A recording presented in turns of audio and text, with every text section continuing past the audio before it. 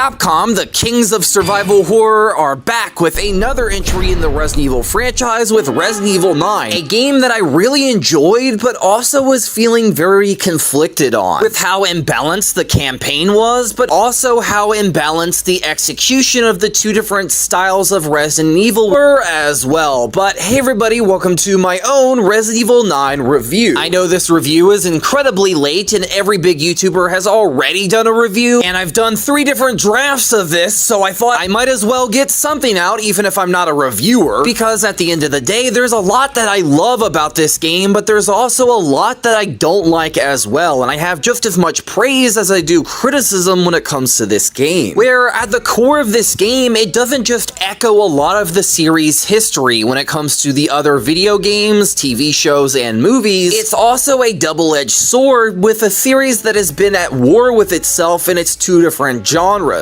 with horror and also action. Where other titles in the series have leaned into one genre or the other, there has been a couple titles that have tried to merge the 2 aspects together to mixed reception. Resident Evil 9 does something rather genius. It does lean into the 2 different aspects of Resident Evil, but it doesn't try to merge the 2, it actually separates them. But not separate them too far to only focus around one core aspect, knowing that both styles are 2 sides of the same coin, just like the fan base itself, where there's love for one genre or the other, and this game tries to intertwine the 2 aspects into one singular story represented by the 2 playable protagonists, which towards the start of the game actually works fairly well, and it's paced amazingly, but towards the end, it starts to fumble. And factoring in the game's length, it kind of makes me wish that the game was a little bit longer so it actually had room to better balance this overall concept. Because at the start of the game, this concept is paced fairly well, and it actually works wonderfully, where you start off as Grace, then you switch to Leon, then you switch back to Grace, echoing the original Resident Evil 2 classic, but also other games like Alan Wake 2, or even one of my favorite games, Devil May Cry 5, where this concept was executed rather geniusly. And I do feel like Resident Evil 9 should have taken some notes. This way they could actually fix the pacing towards the end of the game when playing the 2 different protagonists, where the later half in Raccoon City with Leon, while it is great, it also has a lot of issues as well, where I do feel there should have been a moment where you played as Grace in the ruins of Raccoon City, where this overall map I feel should have been a little less linear, because despite this being ruins of a dead city, it is still expansive, and they should have had enough room to have a brief Grace section to better break up the pacing of playing as Leon, where I could see her getting separated from Zeno and the group that is escorting her to the Raccoon City police station, and I feel like it would have made sense, especially with how long you're going to be playing as Leon towards the tail end of the game before switching back to Grace. And I think it would have fixed the pacing problems that this section has towards the tail end of the game. And speaking of, I've criticized the pacing for the tail end of the game, but I wanted to criticize one other thing, and that's Leon's overall section. I don't believe Leon's section is overall bad. While I have criticized the pacing, I wanted to criticize one other thing that I had an issue when playing this section of the game. Not only is it incredibly linear, and not only is it a rehash of what you already did in the care center where you had to find 3 objects to get out of this main section. For Leon, it's just finding detonator parts, but for Grace, it was finding 3 pieces of quartz, which makes this a reworked version of what you did in the care center, but a lot more linear and a lot less fun. And to add on to that, they basically reworked elements that were cut from Resident Evil 2 Remake and Resident Evil 3 Remake, and basically just reworked the cut elements from both of those games into one overall section for this character, which explains a lot when I was actually playing these sections with how linear it is, and also I could see myself doing these said things with the characters in those specific games, which explains a lot when you look at the Raccoon City police station being reused from Resident Evil 2 Remake instead of the one from Resident Evil 2 Classic, which if you play Resident Evil 3, you know that it is actually destroyed, and this whole thing is a bit of a retcon because the original Resident Evil 3 director said as much in his interview with Under DeMeo, and obviously because we know it's canonically destroyed, they couldn't actually use it, which would make a lot of the elements of this game not really work. And when you look at the development history of this game, that actually makes a lot of sense. Because this entire section is just reworking elements that were cut from the remakes. Like, for example, the spider boss is Capcom just throwing a bone to all the people that were complaining about them cutting giant spiders from the previous 2 remakes. Which you can obviously tell by the fact that this is a one and done section, and the mini spider enemies are not something you can fight throughout Raccoon City, which would have actually made sense and been pretty cool if this spider has been here for a very long time. Outside of it having a couple different attacks and it actually being able to climb up and follow you, this is kind of a reworked version of the chunk fight in the attic, which slightly makes the fight a little disappointing when you think about it, because it feels very scripted and it doesn't really add a whole lot. And after you land in the subway and make your way out, the neighboring sections do feel like a collage of cut elements from Resident Evil 3 and Resident Evil 2 Remake that are lazily reused because they didn't have a whole lot of new elements. For example, the warehouse and gas station bit. While one of these elements is an obvious cut from Resident Evil 3 Remake that we all well and know, the other one does feel like a new element that was going to be added but ultimately cut to make the game more linear and also more simpler. And I'll show you an example of why I know this was a cut section. It would have been during the section where you have to make your way to the parking garage. Right after you meet the old man that hides in the truck, you make your way outside, and I believe there would have been a separate building connected to the alleyway and the warehouse where you would have done the exact same thing you're doing as Leon during this section. And obviously them reusing the element of the Plant 43 boss and also returning to the orphanage as Leon this time around from Resident Evil 2 Remake that was cut, which is another obvious example of them reusing a collage of elements that were cut from the remakes. Or just in general, which is not a bad thing, don't get me wrong, but it is when it's handled very poorly. The other problem that I have is not just them reusing cut elements from the remakes, but they abundantly reuse the assets left over from the gameplay of Resident Evil 4 Remake for Leon, and pulled in Arkham Origins when it comes to the reusing of his gameplay and not really adding a whole lot of new things to make it actually feel different. So the pairing mechanic's still here, the money system is still here, the only new additions are gun finishers and also using enemies' weapons against them, and also the ability to use the chainsaw.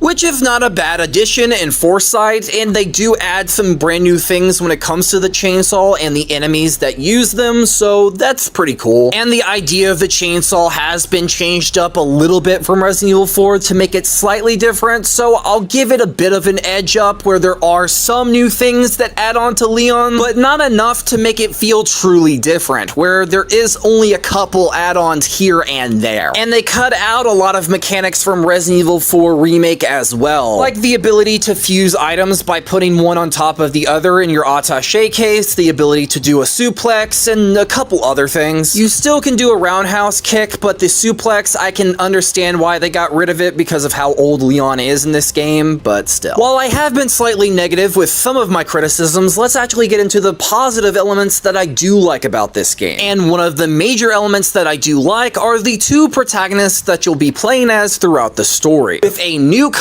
and also an OG, with Grace Ashcroft being a newcomer to the series, being the daughter of the late Anessa Ashcroft from Resident Evil Outbreak, and our second playable protagonist with Leon S. Kennedy. The prodigal son has returned! I'll be damned. The prodigal son returns. You there, Leon?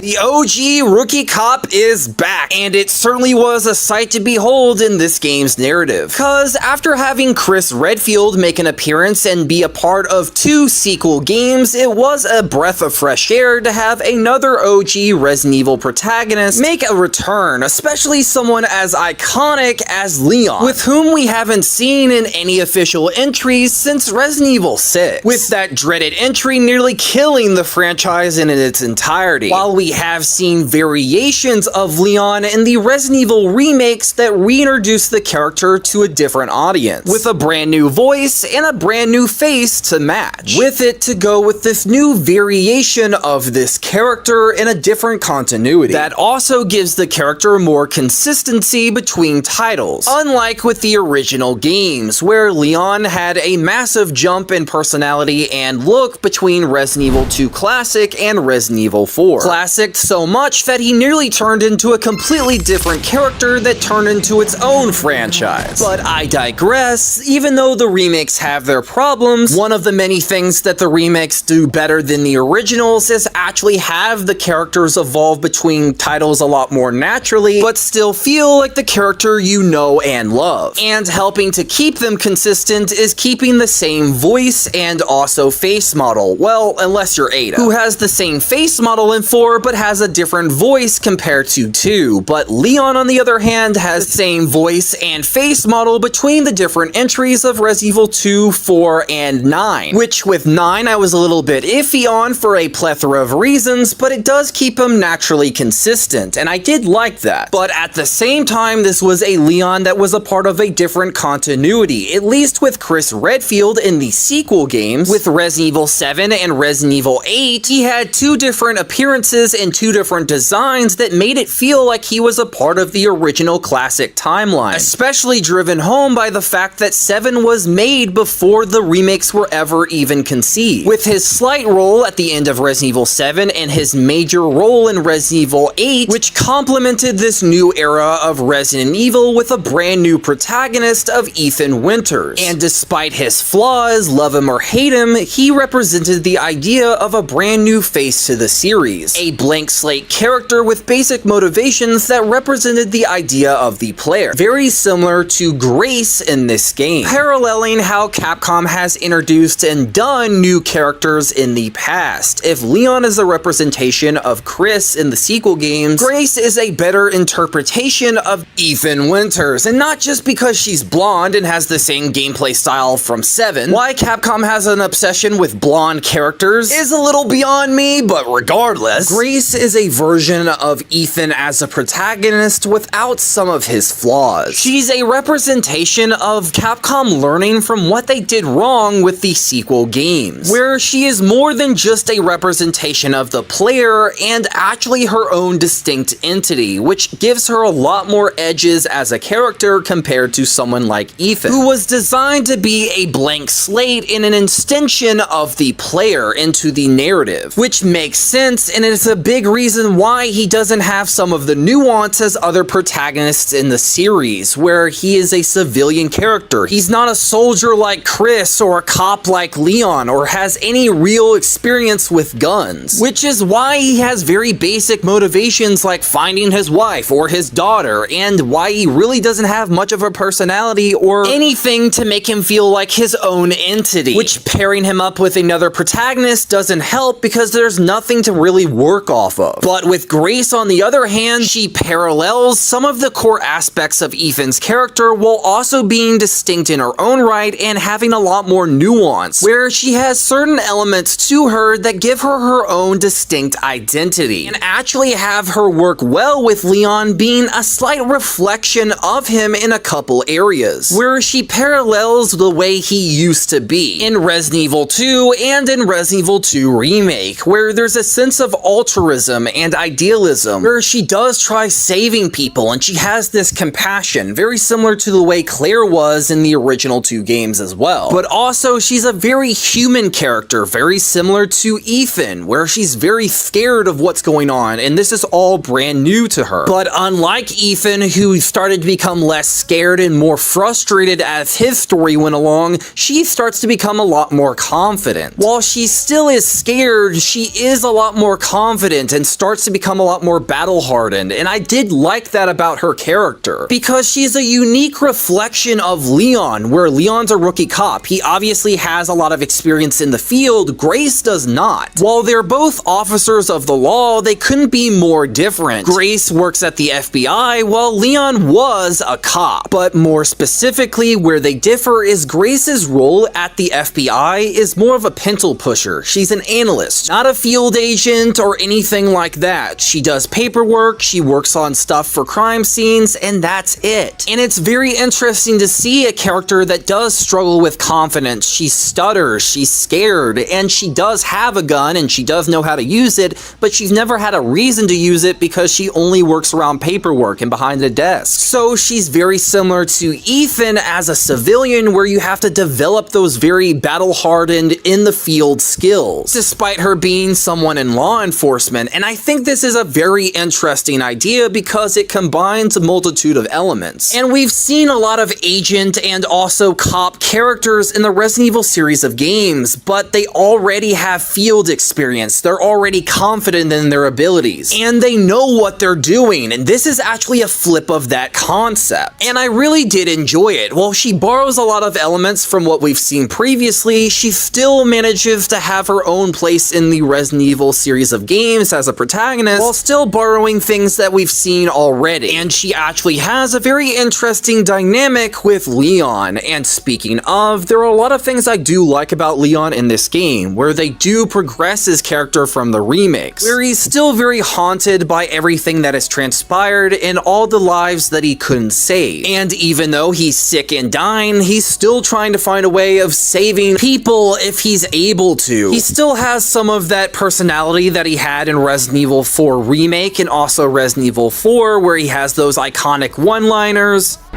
Sorry to cut your act short. That are a staple of his character and make him pretty iconic, if I'm being honest, where everybody loves him. Is that my daddy? I wish. And in this game, he never really feels out of character or different in any way. It feels like a natural progression of what we've seen from Resident Evil 6, 4, and also 2. And some of his interactions with Grace and also Sherry and other characters do reflect that. Speaking of Sherry, she does replace Hunnigan in this game, and it is interesting to see Sherry post Resident Evil 6. And I'm not gonna lie, I wish she had more dialogue throughout the story, because while her interactions with Leon are pretty amazing, there isn't a whole lot of dialogue between her and Leon, if I'm being honest with you, and I kind of wish there was a little bit more. Where in her dialogue, maybe Sherry could actually reference some other characters in the Resident Evil games, like maybe Jake, Claire, or even Ada, some other characters that we haven't seen, to give us a little bit of info and some slight background. But if I'm being honest, I would have liked some more quips or joking between Sherry and also Leon throughout the story. Not to a point where it takes away from things, but I think it would have been awesome to see. Where we could have seen a little bit more of that dad and daughter-like dynamic between Leon and Sherry. But I digress. Another thing that I do like about this game, outside of the two characters, is also the gameplay for both characters. While I have criticized the fact that they reused Resident Evil 4's gameplay for Leon, I will say that the gameplay he does have, while it has issues, is still immensely satisfying. While Leon is a lot slower compared to Resident Evil 4 Remake, he is a lot more brutal, so it does make up for it. Where he can use his hatchet to cleave off an enemy's head, he can stomp their head into a wall if he roundhouse kicks them into it or slams it on a car. He gets that Chris Redfield RE8 brutality, and I kind of love it. While his gameplay is oddly familiar, it also is oddly different in a couple areas with these extra additions. One complaint that I will say is that I wish that there was more unlockable weapons for Leon that you can find in his chapters compared to just getting them through challenges, which does take away from his weapon variety. But when it comes to Grace's gameplay, that focuses around survival horror, and I'm gonna be honest, this is where I had the most fun, because while it echoes familiar things of the past from Resident Evil 1 and Resident Evil 7 and other gameplay systems, it doesn't feel like a direct copy of said systems the way Leon's does. While the UI and overall gameplay style is very similar to Resident Evil 7, it more echoes it while having elements from Resident Evil 1 thrown in there. And also some of the remakes and originals with 2 and 3 Classic, where you have a very strict inventory and everything takes up a slot, echoing that familiar feeling from Resident Evil 1 or Resident Evil 2 and 3. But where it differs in Parts Company is being able to expand your inventory similar to 7 and 2 Remake. But the inventory expansions are very hard to actually find, forcing the player and Grace to actually explore and study the environment, where most every item and area has a purpose and can be taken advantage of, where it actually forces you to conserve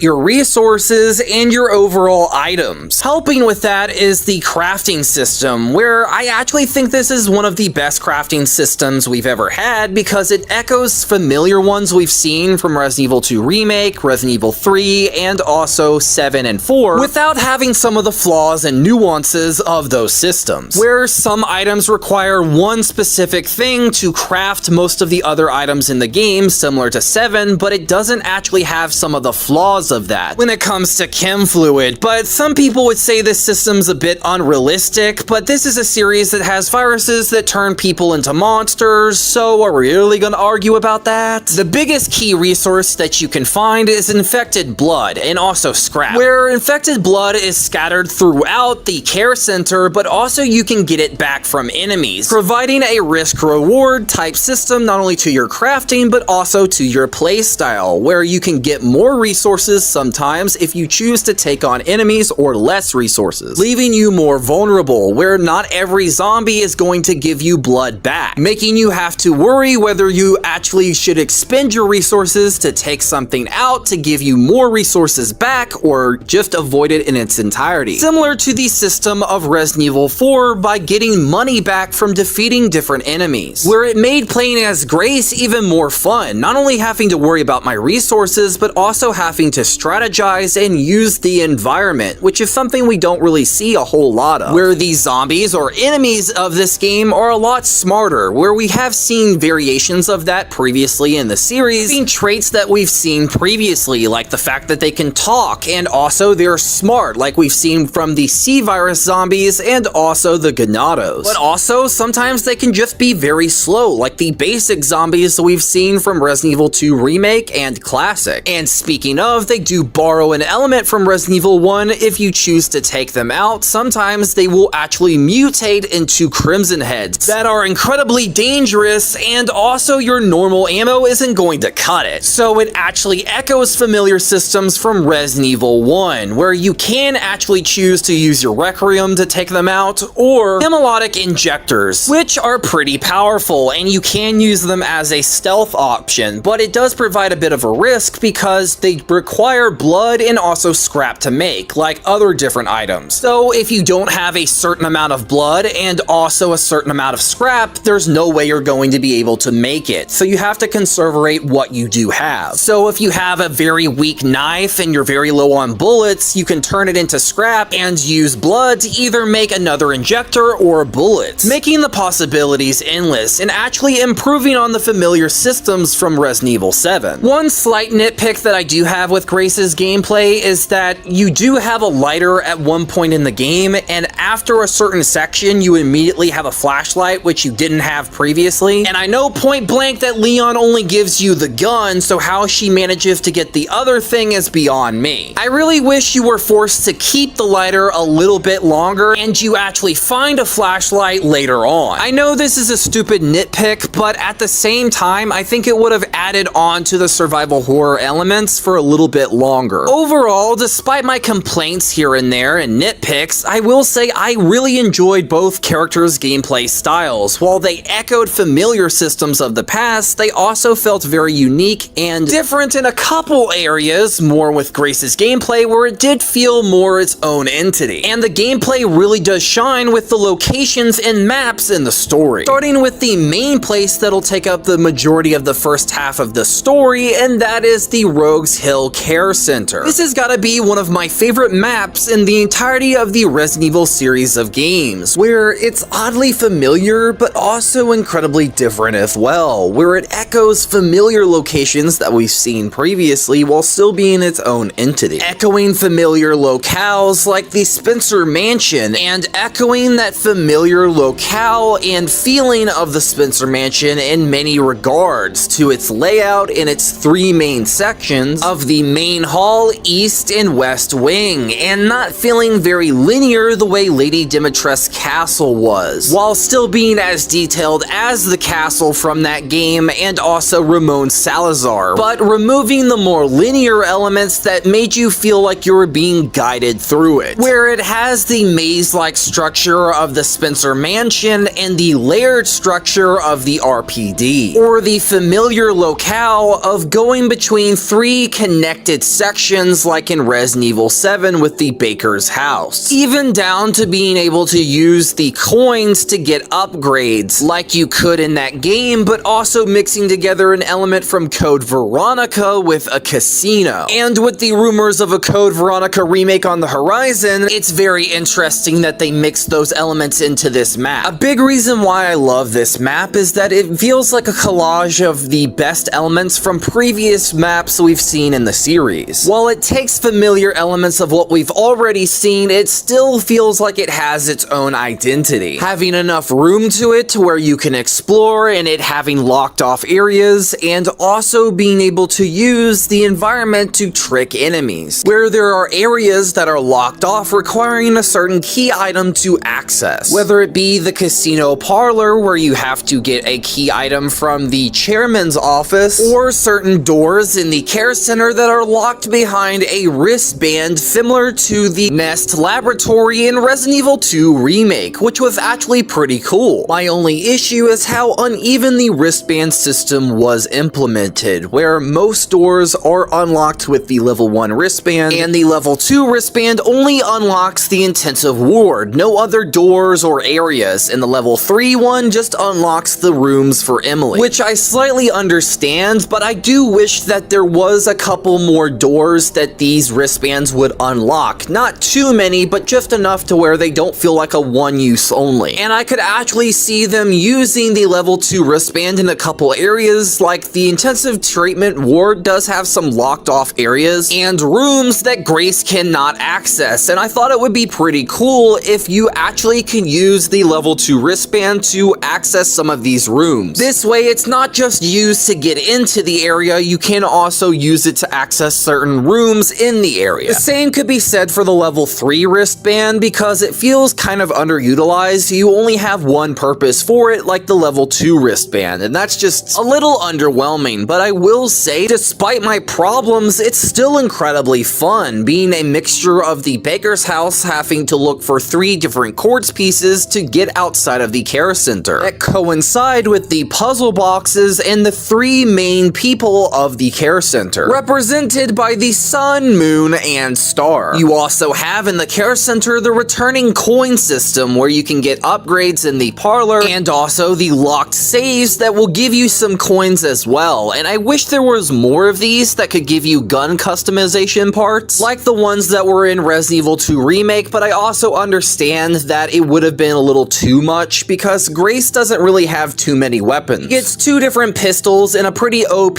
thing with the hemolytic injector. So I guess I can give it a pass, because the only other weapons you can get are through your challenges, which is a little disappointing that Grace can't find some of these weapons actually in the story, but you know, that's neither here nor there. But back to some of my praises when it comes to this map. I love the addition of having multiple stalkers in the game and actually having 2 on the key sections of the map, with the East Wing and the West Wing, which is something I wish Resident Evil 8 did when it comes to the daughters in Lady Dimitrescu's castle, where in the East Wing you have to worry about the chef that patrols that area along with other zombies as well. Very similar to Lady Dimitrescu, he has a set pattern of patrol that he can go through in the building, where he only goes through certain doors that are unlocked to the player, going in a circle and other various stuff, where he is like a basic enemy, but your normal bullets will not kill him. You have to use the Requiem, which takes 2 shots or 3 to take him down, or the hemolytic injector, and you actually get a reward for doing so. Very similar to the way the stalkers were in the original games, where you get the pantry key that gives you a greater reward if you are playing as Grace. But if you choose to play as Leon and take him out, the rewards are not as great, but you do get one of the best lines in the game. Fuck you cutting with that thing?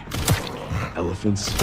And I'm not going to lie, this slight zapping system where if you choose to leave certain things alone, the other protagonist will have to deal with them later on. As for Chunk, he actually takes 3 hemolytic injectors or Requiem bullets to take him out. As Grace, you do get a reward for doing so, but you have to deal with another version of him playing as Leon later on. The last stalker, being the girl, was the most interesting, having to deal with her very early on on in the game in a very tight-knit area, similar to the early sections with Jack Baker in Resident Evil 7, but still in a claustrophobic and closed-off space with similar feels to Alien Isolation, where the creature does learn from what you're doing and can cut off different hiding spaces that you try to hide in, preventing you from using the same tricks twice, which is utterly terrifying. You would think that you can use the light room multiple times, but it will turn off the light, and sometimes once that light's off, it can chase you inside of there. But the only sad factor is that this intelligence is only in the first section. It's not as apparent in the other sections with her, where you can easily make her fall for the same tricks multiple times in the later sections, with her second appearance in the basement level, which slightly undercuts her first appearance, and I kind of wish that they would have kept with this strategy with her secondary boss fight within the basement level, and also her final overall boss fight, which I wish was more intelligent, where she could actually destroy the lamps when they're turned off since you've already used one of them against her, or better well know where you're going to turn on certain plugs and other stuff. Despite my issues with it, I actually thought the overall idea of having 3 main stalkers in the game was incredible. The only instance where I thought they should have done more is with certain aspects of the stalkers, but there's one other thing where I felt like they should have added one more stalker, and I know this could have been pushing it, and that is Victor Gideon himself, and I felt like this would have worked in one particular key area of the story, and that is when most of the stalkers, if you choose to get rid of them, are gone. Around the time you get the acid to destroy the padlock and encounter Victor in the office for the very first time. After he thinks you ran away and he just walks off and disappears for a while, I personally think this was a missed opportunity to turn him into a stalker that you have to deal with on the way back to Emily. I think this was a very severe missed opportunity where they could have mixed together elements from the previous stalkers in this game, but also ones we've had in other elements of the series with Mr. X, Nemesis, Jack Baker, and Lady D, where at this point there's nothing really you have to worry about outside of zombies, and after this scene he just walks off and goes and does whatever he needs to do. And most of the other stalkers disappear even if you haven't killed them. Like legitimately, in my original run, I never even killed Chunk or the chef, and when I went back to these areas after this scene, those areas became a freaking ghost town. Like they just up and disappeared. Poof. They got Thanos snapped out of existence for a brief bit, and yet Chunk becomes the attic boss, and the chef actually returns when you face him as Leon. So to me, it feels like there is a missing piece at this point in the game. I actually would have liked it if Victor or the girl would have returned on your way back to Emily to become a brief stalker, forcing you to have to rethink your exit strategy out of the West Wing. And with how Victor is betrayed in certain elements of the story with him just appearing out of nowhere, I think this would have worked at this section in the game, where he would be like Lady Dimitrescu trying to stop you before you get to Emily, where he'd be following you around. Maybe he can use secret cameras to know exactly where you are around the West Wing, which honestly I think would have been a pretty cool addition, especially if you could take him out briefly and get a reward for doing so. Like his injector gun, which you can customize to do certain things himself, or maybe even a piece of his helmet that you can customize. I don't know. Plus, with him being the head of this overall center and knowing it from the back of his hand, I think it would have been awesome and terrifying for him to go around and chasing Grace throughout the center. But speaking of the center, outside of the stalkers and the main thoroughfare of the center, you also have the basement level and the brief attic level that you'll be playing as Leon. I'm not gonna lie, both sections are incredibly interesting. While I do feel that the attic section as Leon after he gets interrogated by Victor is a little too short for my liking, because outside of the Chunk boss fight, there really isn't a whole lot to do up there. You can grab resources, but that's about it. I would have liked it if it was a little bit more expansive, where there's like mini rooms that you can access only up there, instead of just looking for a crank to open up the secret entrance. I would have loved it if it was a more mini linear version of like a baker's house or Hunter's cabin like section, where as Leon you do have to find a way of getting out, but there's also more areas up in the attic where you can find secrets and other stuff. Like a mini linear version version of what Grace has to do in the care center, but for Leon in the attic. Especially because once you get out of the attic, your main goal is just to get to Victor's office, and outside of that, you only have collectibles that you can get through the locked cupboard. Honestly, when you're finally playing as Leon in the care center, there's really not a whole lot to do or to worry about. Yeah, you have the Crimson Heads and a bit of enemies, but outside of that, really nothing. And I feel like this little addition to the attic area would have made more sense, like maybe him having to hunt for special keys to unlock certain doors like you could in the baker's house, discovering Victor's secrets and maybe even some of his experiments. I don't know. Anything is better than just going through the same bit of the game and just being a run and gun, which made me feel like the attic section was a bit underdeveloped, and having things for both characters to explore and get after you do things as Grace. So any leftover enemies or certain things that you didn't get, you can get as Leon, but I do personally feel like this system is a little bit unbalanced and it's not really a tried and true zapping system. Cause at one point in the game, I ended up taking out both of the singers and I didn't get the trophy, but I played as Leon later and one of them came back. And then I ended up taking her out again and I got the trophy, and it was a little bit odd. And to be honest, outside of the locked shelves, there really isn't a whole lot for Leon to do in the care center. I personally wish there was some exclusive rooms outside of Victor's office that he can open that you can access and find secret puzzles that are exclusive to Leon, or even notes and other things. Because I personally wish there was a little bit more for him outside of these little cupboards that you can open with your hatchet. Because there really isn't a whole lot for Leon during certain sections of the game compared to the basement section. This is everything I kind of wanted the attic section to be, where not only does it feel like a giant puzzle and you're exploring brand new areas and discovering things, but also you do have to worry about an overall threat with the stalker of the girl, but also basic enemies like zombies are down there as well, which this is an expansion and also a twist on your first encounter with this particular stalker, where this is a massive area where you're having to look for a fuse to help you escape. But in this, you're actually having to hunt down 3 different fuses, not only for you to escape, but also for Emily to escape as well. And these fuses are a multifaceted tool to your survival in this section, not just being a key item that turns on the lights and helps you escape if you have all 3, which you can choose to use 1 or 2 to power certain sections to keep her away. But the moment you take away that power, she could appear and it runs the risk of you having to sneak away from her, which not only made this section even more terrifying, but also a harder version of their first encounter. My only complaint is that the monster doesn't stop you from using the light and these machines to your advantage a lot more, forcing you to maybe find some hiding spots so instead of just hiding in an area with light that you know that she can't enter. The brilliance of that first encounter with her is that she can easily take out the shelf or even the original light room that you thought you could hide in. The terrifying part of her being able to stop herself from going in there, then crawling into the ceiling and shutting off the light was utterly terrifying, and that's something that doesn't really happen in the later sections with her, and it's something I would have loved. Despite my complaints with this section, it felt like a fusion of the Beviento house and the factory in Resident Evil 8, where it was like a puzzle and it was terrifying, where you're incredibly underpowered and have barely anything at your disposal, but you still have to worry about this overall threat in this section. And after this overall bit in the creepy scene in the elevator, you finally get all 3 quartz pieces to get outside. Very similar to the Cerberus heads of the Baker house, and I gotta admit, I love that they actually don't force you to do this in a very linear way, where you're not just dragged along and you can do it in any particular order by getting the last one first and the second and third after that. You can get it in any particular order you want, which actually was a breath of fresh air compared to Resident Evil 8. Once you are outside of the Rogues Hill Care Center, I will admit it does take a bit of a nosedive when it comes to these certain sections, when it comes to the quality of the map design, because after you get to the helicopter bit and having to solve a puzzle to get down to the lower levels of the lab to get the helicopter keys, I gotta admit the overall lab section at this point was just kind of underwhelming and kind of dumb. It's incredibly linear with not much to do outside of a section where you have to use a sprayable liquid to kill the zombies, because Victor initiates the self-destruct sequence and it is just about to blow up, and and all that, and it's just kind of a little bit boring. It's not something we haven't seen already before,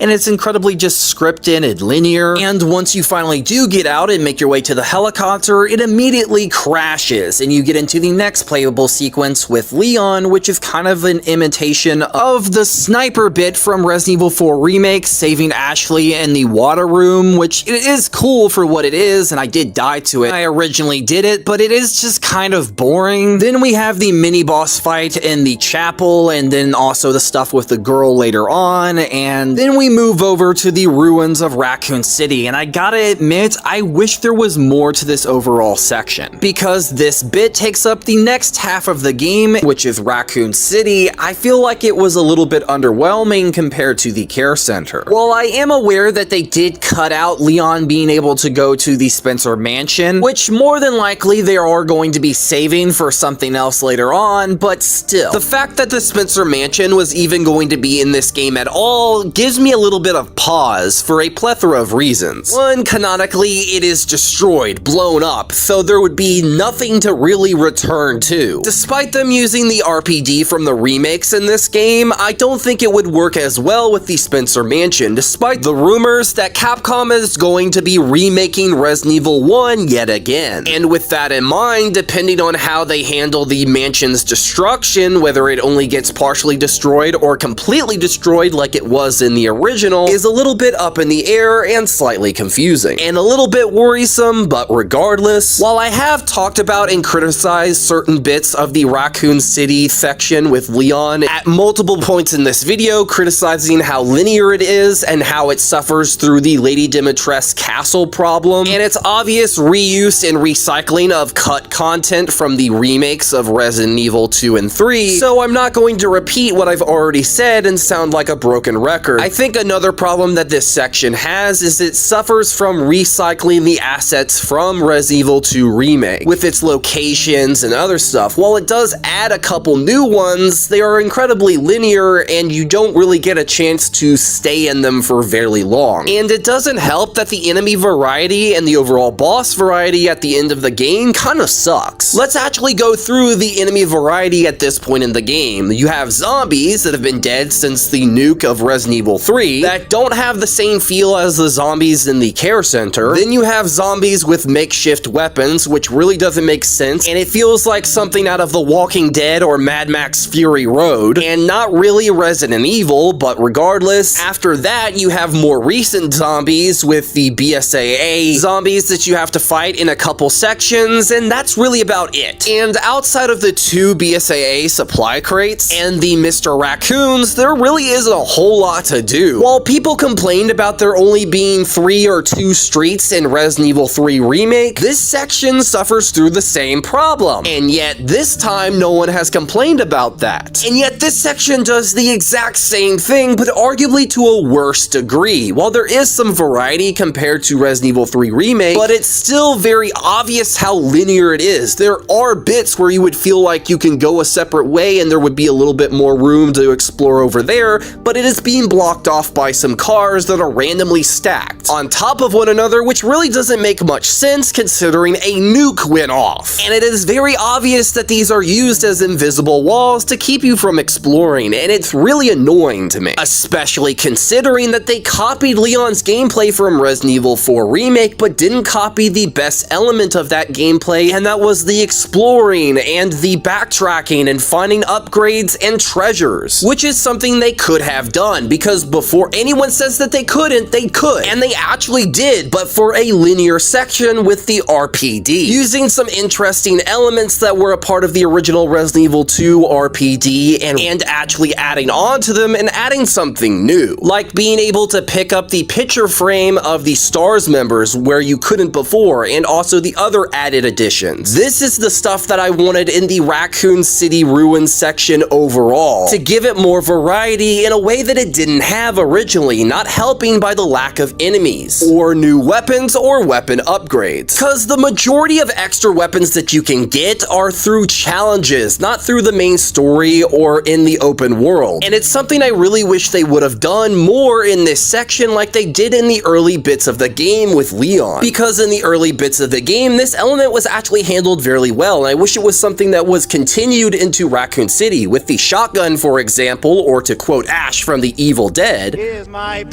you actually found this weapon right before you fought the boss, and the same thing for the OG sniper right before you have to use it to save Grace during the chapel and helicopter crash sequence. And I personally feel like it would have made sense to do that to add a little bit more variety, because this section really lacks that. The dog enemies are only for the motorcycle chase. You really just have zombies for this overall section. The mini spider enemies were only for the one particular boss, and really there's nothing else. Since we're already fighting Plant 43, we might as well have an upgraded version of the Ivies. Or hell, another brand new boss, for instance, like maybe a moth or something. Something to add a bit more variety, because there is some cool sections to this bit where you're fighting the enemies on a glass building, you have to shoot the glass and other various stuff, and that overall was pretty cool, and I wish there was more stuff like that. I personally wish there was more stuff like that, but with brand new enemies for this game. Like, they should have actually had the streets from Resident Evil 3 Remake actually be in the game. You can literally turn those into ruins. Since you're already recycling elements from it anyways, hell, the gas station still surviving and being able to get gasoline from it in the first place makes no sense because of the nuke. And a plethora of other things that I dislike about this section. As for my opinions on the story, however, I really did enjoy it, and I love the idea of Grace's story and also Leon's, but I also didn't like some of the retcons. Mainly when it comes to Spencer, but also when it comes to them recycling elements from the remakes and merging it with the classic timeline, which really clutters things. But my biggest issue is how Spencer feels very out of character in certain elements of this game, and some people have tried to justify it or find ways to make it make sense, but it literally doesn't make sense when you look at what he says in 5, and yeah, he's old, but he is not senile. He wanted to be a god. This is a character that has tortured and killed millions, even including the family that built him the Spencer Mansion in the first place. And when you look at the concept of the T-virus being able to transfer memories through blood and stuff like that, that feels very odd, because this is something we've already dealt with the whole mold saga in Resident Evil 7 and Resident Evil 8. While yes, Spencer could be trying to replicate the mold, it was never ever mentioned at all earlier on. And also, it doesn't really make a whole lot of sense. So the very idea of him trying to adopt this little girl for no apparent reason but to make amends and then giving her away just feels very off. While I did really like Victor and he was incredibly menacing, I did feel like he was a bit undercooked, and Zeno, I'm not even gonna get into that. I'll be honest with you, there's a lot that I really like and there's a lot that I don't like, and I feel like there's some elements of this game that are a bit underdeveloped and a bit disappointing. So it leaves me a bit conflicted, because there's so much that I love when it comes to the survival horror and some of the characters like Grace, but there's also a lot of things that I really do hate when it comes to the story, some elements of the villains, and also the undercooked elements of the gameplay, where I felt like there should have been more. And the biggest thing that I really hated was the obvious reuse and repackaging of things that were cut from previous games and just made to go with this overall experience, which in some regards holds the game back for me. While I don't exactly love the game, I do like it, and I do feel like it could have been even better if certain things were maybe reworked, or maybe things could have been expanded on here and there, because there's a lot of potential here and there's a lot of great elements, but I feel like it's undercut by the amount of things that hold the game back, like the undercooked elements and the reusing of a lot of different assets from the previous games, which is the biggest thing that makes it very conflicting, because it does have its own identity, but it also does not as well. Where the main issue that this game has at its core is that it repackages elements that we've already seen on a gameplay front and on an environment or enemy front, where we've already seen certain things like this, like very intelligent enemies, ones that can talk and stuff like that. And while I've praised Grace's gameplay, it still is just something we've already seen when it comes to Resident Evil 7. The biggest thing that the game has going against it is that it lacks originality, where it doesn't really have anything new. It just recycles things that we've already seen and tweaks them ever so slightly to make them feel slightly new, but you can still tell where they were coming from. So if it's easy for me to compare certain design elements from the other games in the series, it does kind of lack that originality, and it doesn't feel like it has its own identity in a couple areas. And to me, that's the biggest thing that holds the game back. While I did like it, and I had a lot of issues with it, I didn't actually love it or hate it. I liked it. While it's not as bad as some of the bad entries in the series, like Resident Evil 8 or Resident Evil 6, it's a good/great game, but it does have a lot of flaws. There's a lot to love about this game, and there's also a lot to dislike or hate as well, but keep in mind, this is all my opinion and my review, and I would give this game a 7 or 8 out of 10. And if you disagree, let me know why in the comments, as long as you're civil, because I know how toxic some people can get. And while you're down there, let me know your thoughts in the comments down below, whether you agree, disagree,